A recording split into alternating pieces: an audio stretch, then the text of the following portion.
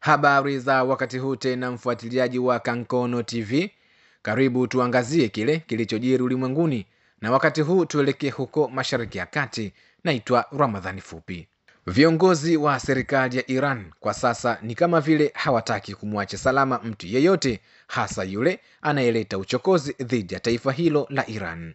Baada ya mfululizo wa mashambulizi yaliyofanywa na Iran dhidi ya Israel, wakati huu serikali ya Iran inasema kwamba huenda hatua inayofuata ya operation yao ya kijeshi itajumuisha kambi zote za kijeshi za Marekani zilizopo eneo la Mashariki ya Kati.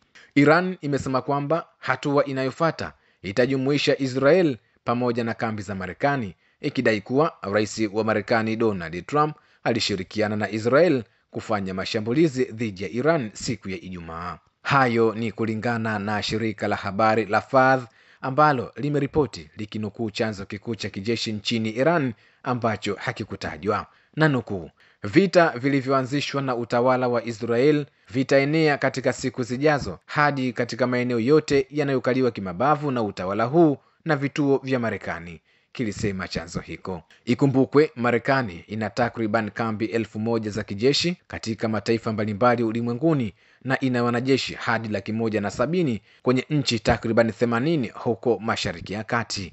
Miongoni mwa mataifa huko Mashariki ya Kati ambayo yana vituo vya kijeshi vya Marekani ni pamoja na Jordan, Iraq, Kuwait, Qatar, Syria, Saudi Arabia pamoja na Falme za Kiarabu. Mbali na kambi zote hizo za Marekani, lakini Iran imesema kwamba itashambulia kambi zote, huku wakitoa tahadhari kwa raia wanaoishi karibu na kambi hizo kwamba kwa sasa wanapaswa wakae mbali na kambi hizo, kwani muda wowote moto utawaka maeneo hayo.